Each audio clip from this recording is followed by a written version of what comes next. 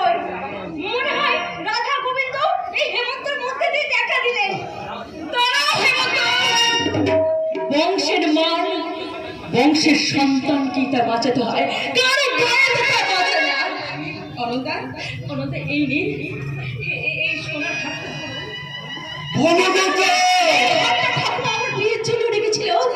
বুঝিনি তার আগে তার চেয়ে বড় কাছে একটা প্রয়োজন হবে। 2-3 ভরি সোনা আছে, তাহলে দিয়ে মাফি নেবেন। আর বাকি বাকিটার জন্য আমি 3 মাসে ভিক্ষা দিয়েছি।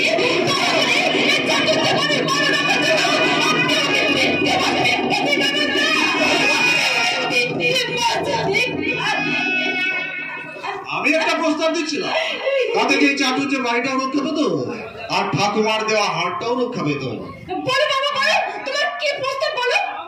বলছি কাকিমা, বাবা মারা যাওয়ার আগে তার মৃত্যু সোজায় আমাদের ওই শৈল নদীর পাড়ে যে বড় জমিটা আছে, সেখানে শ্রীকৃষ্ণের মন্দির করবে বলে আমাকে দিয়ে শপথ করিয়ে নিয়েছিল। মন্দিরের কাজ শুরু হয়ে গেছে। এখন চাটুর্যগুলো আপনি যদি কথা দেন যে ওই মন্দিরের ইষ্ট দেবতার নিত্য সেবার ভার আপনি নেবেন, তাহলে আমার দেওয়ার টাকাটা আর বনলতার কাছে দয়ার দান বলে মনে হবে না।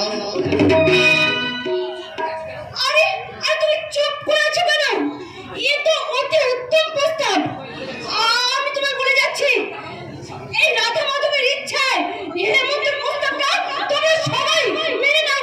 তোমরা সবাই মেনে নাও, তোমরা সবাই মেনে নাও। হয় না, হতে পারে না। তোমাদের ইষ্ট দেবতার নিত্য সেবা করবে আমার বাবা জয় নারায়ণ চাটুর্যে। মৃত্যুর বাড়িতে পুরোহিতের চাকরি করবে পুরোহিত। না হেমন্ত, না। আমার বাবার যে উঁচু মাথাটা দেখছ, সেটা উঁচু দেখার জন্য আমি একটা করে আমার গা থেকে সমস্ত গয়না খুলে দেবো। টাকা উঠে দেখি আমার বাবার উঁচু মাথাটা উঁচু রাখা গেল না, ওই রাধা কৃষ্ণের ঘাতক মূর্তি দিয়ে আমি মাথাটাকে জোরবার করে দেবো। আমি তোমাদের পুরোহিতের চাকরি করতে দেব না। কিছু ফিরে নাও।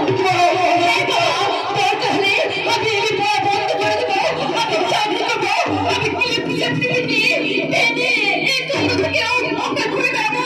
তখন তোমাকে পুরোহিতের কাজ করতে আমি দেব না। আমি পুরোহিতের চাকরি করতে দেব না।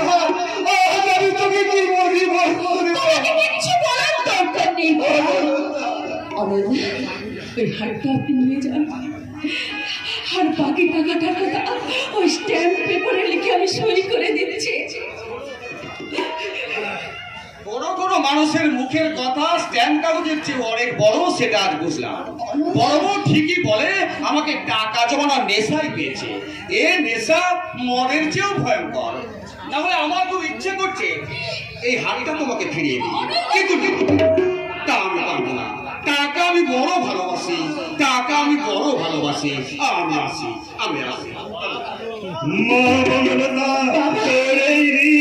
এই চাটুর্য মানুষ সত্যি কি করে? বাবা, তুমি শুধু আমাকে আশীর্বাদ করো বাবা। বুদ্ধদেব যখন সন্ন্যাসী হয়ে কপিলাবস্তুতে ফিরে এসেছিলেন, তখন পিতা শুদ্ধোধন তাকে প্রণাম করেছিল। তাই আজ তোকে আশীর্বাদ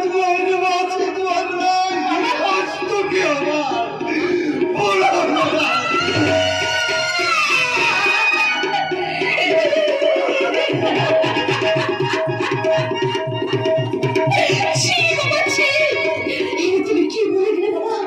এ তো শিক্ষা আমি তোমার কাছেই পেয়েছি। তুমি তো শিখিয়েছ আত্মসম্মানের জন্য সব কিছুকে ছাড়া যায়, কিন্তু কোন কিছুর বিনিময়ে আত্মসম্মানকে ছাড়া যায় না। আমি কিন্তু সম্মান দিয়ে তোমার বন্ধু হতে চেয়েছিলাম। বন্ধুই আছো, আমি তোমার পাশে দাঁড়াতে চেয়েছিলাম। পাশেই আছো। আমি তোমার চলার পথে যষ্টি হতে চাই। আমি তো বন্ধু হতে চাইনি। অনেক রাত হলো, তুমি বাড়ি যাও। যাচ্ছি বনলতা। তবে যাবার আগে ভুলে যাচ্ছি, মাকড়সার চেষ্টার গল্পটা আমি কিন্তু করেছি।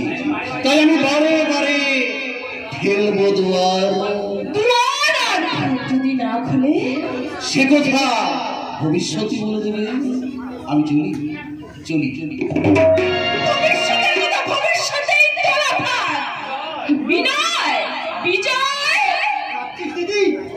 সব কথা হয়ে গেছে?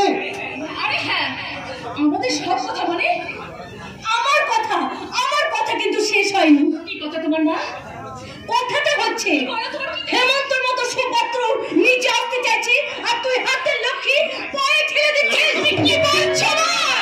শুধু বল, আমি বলছি। কি বলছিস তোরা? বল, কি বলতে চাইছিস? ভালোবাসি দিদি। হেমন্ত কতটা আমাকে ভালোবাসে সেটা হয়তো আমি বুঝতে পারছি না, কিন্তু হেমন্ত আর তোর সাথে তোরা যে অনেক বেশি ভালোবেসে ফেলেছিস সেটা আমার বুঝতে এত বড় অসুবিধা। আসলে আমি জানি ওই কোনো কালে ওই মাতার লোকটাকে তুই বকদত্ত হয়েছিলি, আর সেই কথা তুই আজও ভুলতে পারছিস না। আমিও তো ভুলতে পারিনি মা। যখন বাড়িতে হাতছাড়া হতে হচ্ছিল তখন তো চট করে তোমার সেদিনে সেই কথাটা মনে পড়ে গেল, তাই না? একটা সত্যি কথা বলবি দিদি, তুই কি এখনো অনন্যদাকে ভালোবাসিস? ভালোবাসি না, আমি ভালোবাসি না, আমি অনন্যকে ভালোবাসি না, আমি তাকে ঘৃণা করি, আমি তাকে আজও ঘৃণা করি, আমি ঘৃণা করি, আমি আজও তাকে ঘৃণা করি।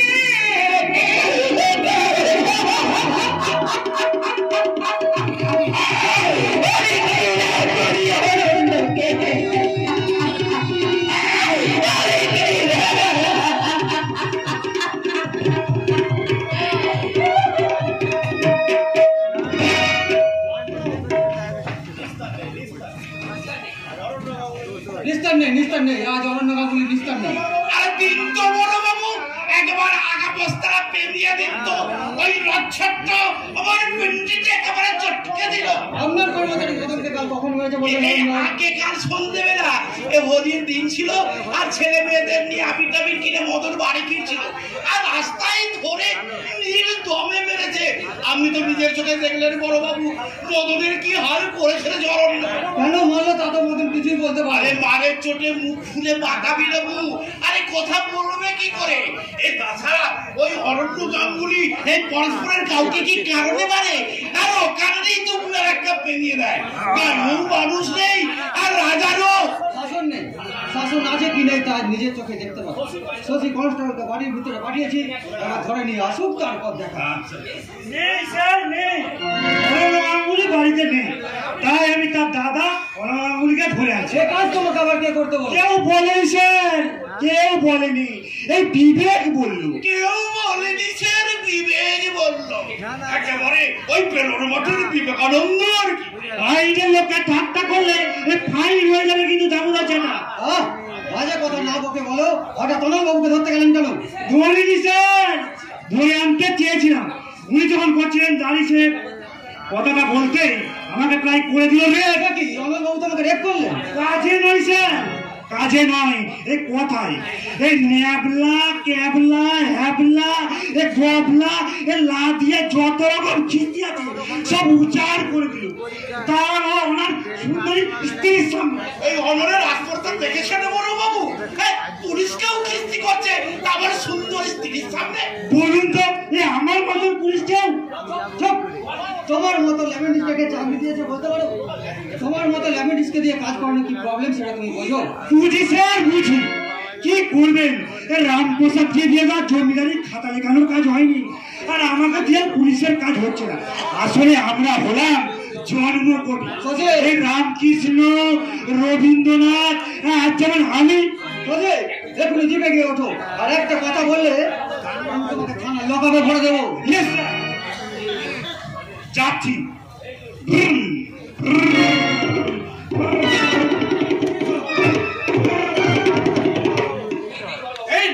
এই নিয়ে আমাকে শশী কনস্টেবলকে আপনি জেলেই ভরে দিন, নাহলে কোন দিন ওকে খুন করে আমি জেলে চলে যাব। জেলে আপনাকে যেতে হবে না, তবে আপনার ছোট ভাই অরণ্য গাঙ্গুলিকে যে বাকি জীবন জেলেই কাটাতে হবে এ ব্যাপারে আমি ভবিষ্যৎবাণী করছি। আপনি যখন ভবিষ্যৎবাণী করেই যাচ্ছেন, তাহলে কি পথ ধারণ করলে দেওয়ার আমার এই বিপদ থেকে মুক্তি পাবে যদি বলে দেন জ্যোতিষ পুলিশ বাবু? আপনার দেওয়ার কোন পথ ধারণ করলে মুক্তি মুক্তি পাবে তা জানি না, তবে আপনারা যদি মুক্তি পেতে চান তবে গলা থেকে অরণ্য নামক পদটা পরিত্যাগ করুন। বড়বাবু, অপরাধ করলে তা প্রমাণ করে আমার ভাই অরণ্যকে আপনি শাস্তি দিন, এতে আমার বলার কিছু নেই। কিন্তু আমরা তাকে ত্যাগ করবো না বুকে জড়িয়ে ধরবো, এ কথা বলার এখতিয়ার আপনার নেই। আপনি তো খুব লোক মশাই, আমাকে ভাই ছাড়তে বলছেন। পুলিশ অফিসার হয়েছেন বলে কি যা খুশি তাই বলবেন? না, পুলিশ কোনো কথা বলবে না, আপনার ভাই যা খুশি তাই করে যাবে। কি করেছে আমার অরণ্য? আরে বিশেষ কিছু নয়, বিশেষ কিছু নয়। এই বাছা তোমার খেলার ছলে কুচু কুচু কুচু কুচু হাতে আমার দরিদ্র অতি দরিদ্র কর্মচারী ওই মদনকে মেরে একেবারে সইয়ে দিয়েছে। নিজের কর্মচারীকে অতি দরিদ্র বললে কি অরণ্যের বিরুদ্ধে অভিযোগটা বেশ চড়াও হবে? অরণ্যের হতে মার খেত আপনার কর্মচারী অতি দরিদ্র হয়ে যায়নি, তাহলে কি আমাকে ধরে নিতে হবে যে আপনার কাছ থেকে মাইনে না পেয়ে সে অতি দরিদ্র হয়েছে? আপনি মেরেছেন তাকে, তবে হাতে নয়, হাতে। সম্পূর্ণ অধিকার আপনার দেওয়ার আছে। আমি তো তা বলিনি। চুপ করো প্রতিমা, তোমারই প্রশ্ন অরণ্য এতখানি দুর্দান্ত হয়ে উঠেছে, তুমি আমার মাথায় বসে বসে চিবাচ্ছ। তোমার অরক্ষণের কথাটা বলতে তোমার জিভটা একটু আটকালো না? আমি ওর মাথা চিবাবো। কি চাও তুমি? অরণ্য বাড়ি ঢুকলে আমি কি মাথা রেখে উড়ে ছেড়ে দেবো, নাকি বাড়ি থেকে বেরিয়ে গেলে কামনা করবো? ওটা কামনা করতে হবে না, খুব শীঘ্রই দামোদর বাবুর মতো লোকেদের দীর্ঘশ্বাসে অরণ্য শুকিয়ে মরবে, আর ভালো কেস দিয়ে বাঁচাতেন দরজে একেবারে আপদের শাস্তি। যত চোর ছাচোর দাঙ্গাবাজ লম্পট। তুমি মহারাজ সাধু হলে আজ আমি আজ চোর বটে। দাদা, জলদাপাড়া নই, সুন্দরবন নই, একেবারে খোদ আফ্রিকার অরণ্য। আসুন আসুন, আপনার জন্য তো আমি সকাল থেকে দাঁড়িয়ে আছি। এর নতুন কত কি অফিসার, মন্ত্রীর দাঁত মাজা থেকে সার্বজনীন পাইখানার ভিটে কাটা পর্যন্ত আপনাকে তো দাঁড়িয়ে থাকতে হয়। কে বলে বলুন? এই হতভাগা, পুলিশ অফিসার নন্দবাবুর কাছে পুলিশ ক্ষমা চেয়ে নেন। ক্ষমা চাই কোন সামনে? আমাকে বেশি রাগিয়ে দিলে কেশবগুলোর সর্দির মতো কিস্তি মেরুটো ডেলা। তুমি আরে গুরু গুরু কি ডেলা? বড়বাবু, এর পরেও কি আমরা রোল কোনো কথা বলবে না? আরে দামকর জেঠা, ওনার রুল যদি সত্যি কথা বলতো তাহলে সেটা কত আগে শুরু হয়ে আপনার মুখে চলে যেত জানেন কি?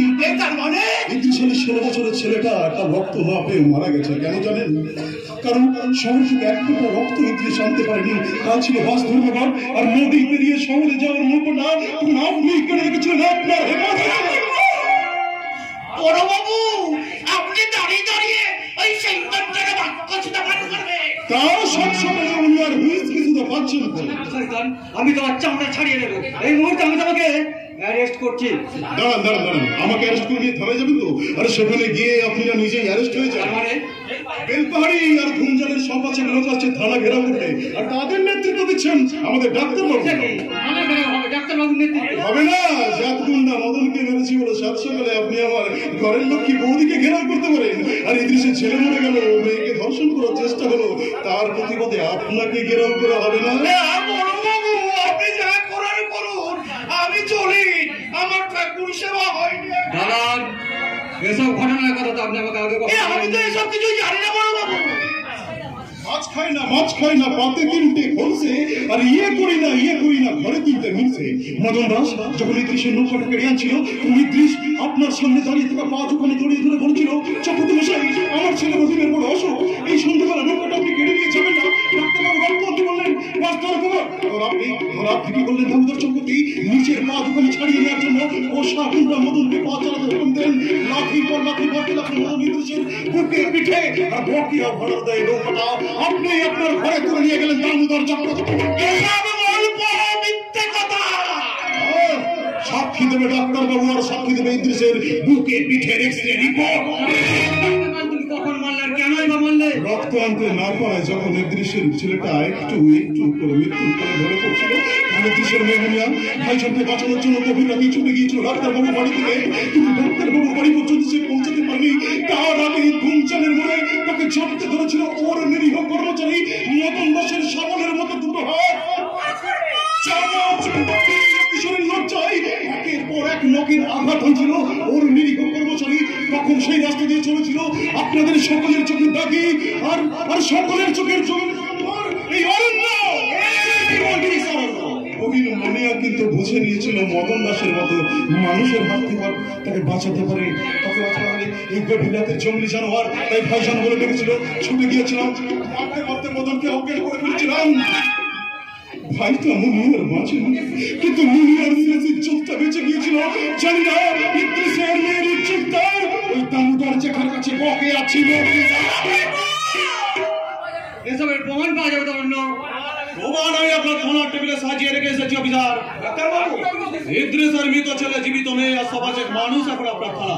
শুনলাম আপনি অরণ্যকে ধরতে এসেছেন, তাই আপনাকে ধরতে আমি চলে এলাম। তাহলে আমার ভাই অন্য কোনো অপরাধ করেনি? তুমি নিজেই নিজের ভাইকে চেনো না। তোমার ভাইয়ের মতো অপরাধ যদি পরস্পরে আর কেউ কেউ করতো, তাহলে এই গ্রামের মানুষগুলো একটু রেহাই পেত। একথা মা লক্ষ্মী বোঝেন, বাটি পেঁচা বোঝো না। তোমার চোখ কেবল অন্ধকারী খুঁজে বেড়ায়। তার মানে এই অরণ্যের পক্ষে আপনি সাক্ষী দেবেন ডাক্তারবাবু? এবং আপনার বিরুদ্ধে।